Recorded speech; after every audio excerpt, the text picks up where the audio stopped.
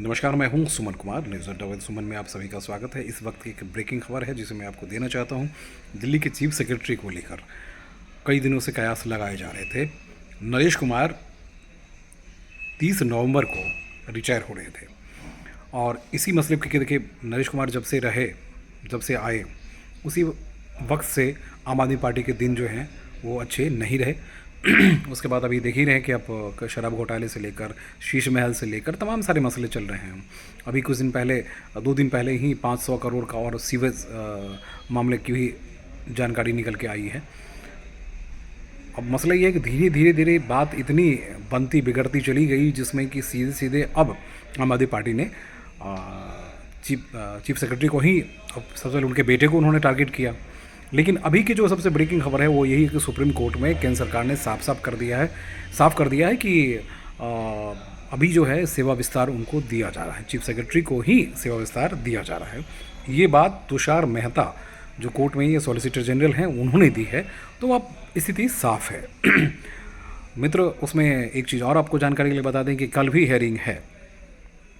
इसमें supreme court का ये कहना है कि क्या आपके पास इस तरह के कोई प्रावधान हैं। तो मैं आपको बताऊं कि केंद्र सरकार के पास प्रावधान है। इसलिए आपने देखा होगा केंद्र सरकार ने कई बार, चाहे वो कैबिनेट सेक्रेटरी का डिसीजन हो, कैबिनेट सेक्रेटरी को भी विस्तार दिया, उनकी सेवा में विस्तार दिया, अभी जो गावा साहब हैं। उसके बाद अभी जो होम सेक्रेटरी हैं उनको भी सेवा में विस्तार दिया गया। तो केंद्र सरकार के पास ये कानून है और उस कानून का सरकार पालन करती रही है। तो यहाँ एक सब लोग चिंतित इस बात को लेकर थे कि दिल्ली एक बार फिर से विकास के राह पे आगे बढ़ सकती है अगर सख्ती से काम किया जाए तो। इसलिए अधिकारी परेशानी इसलिए थे कि जो बेईमान अधिकारी हैं उनके खिलाफ तो बहुत सारी कार्रवाइयाँ हुई। इस बात को लेकर बेईमान नेता जो हैं वो अलग परेशान थे कि जब तक ये रहेंगे तब तक उनकी खैर नहीं, उनकी परेशानी बनी रहेगी, उनकी परेशानी ऐसी रहेगी। लेकिन देखिए, दिल्ली खुश तब होगी जब दिल्ली की परेशानी कम होगी, दिल्ली वालों की परेशानी कम होगी। इनके प्रोजेक्ट में इनकी सोच में कई सारे ऐसे प्रोजेक्ट हैं जिस पे उन्होंने कहा था कि हमें आप काम करके दिखाइए, काम करके बताइए।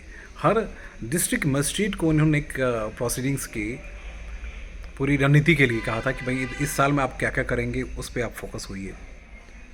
तो जिस तरह के ऑफिसर रहे वो, दिल्ली को एक ऐसे ऑफिसर की ज़रूरत है। शीला दीक्षित को हम याद क्यों करते हैं? इसलिए याद करते हैं उन्होंने काम किया था। अरविंद केजरीवाल को किस चीज़ के लिए हम याद करते हैं? एजुकेशन के लिए काम करते हैं। लेकिन जो बिल्डिंग बनाई गई है उसमें कितनी गड़बड़ियाँ हुई, अगर उसकी जांच हो जाए तो आप सोच सकते हैं। ऐसे और करोड़ों रुपए खर्च किए गए हैं। जहाँ जहाँ भी आम आदमी पार्टी ने पैसे खर्च किए हैं वो करोड़ों खर्च किए हैं, और उसके पीछे क्या मंशा हो गई, उस मंशा पे हम सवाल खड़े सिर्फ इसलिए करते हैं।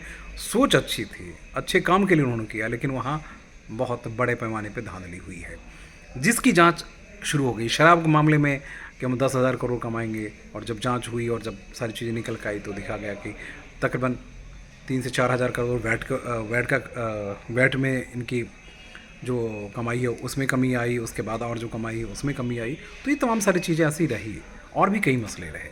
तो उसके मंशा के मतलब आम आदमी पार्टी के मंशा पे ही सवाल हो नहीं, बस सिर्फ वो जाँच करके जो पेपर्स थे उनको उन्होंने दिखाया था।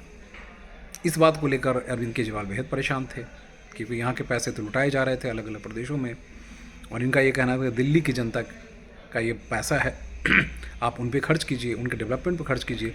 दिल्ली के सड़कों की हालत जाके देखिए ना, बाहरी दिल्ली में देखिए कि दिल्ली ऐसा नहीं महसूस करेंगे ये दिल्ली ही है। नारकीय जीवन जीने को अनथराइज कॉलोनी वाले मजबूर हैं। हाँ, सिविल सिस्टम डेवलप करना शुरू कर दिया उन्होंने, बहुत अच्छी बात है, लेकिन उसमें भी बहुत सारे घोटाले आ गए। अब जो सबसे अच्छी बात यह है कि नरेश कुमार जी का सेवा विस्तार हो रहा है, ये सबसे बड़ी और अच्छी खबर है, खासकर उन दिल्ली वालों के लिए जो चाहते हैं वाकई में दिल्ली का भला हो सके।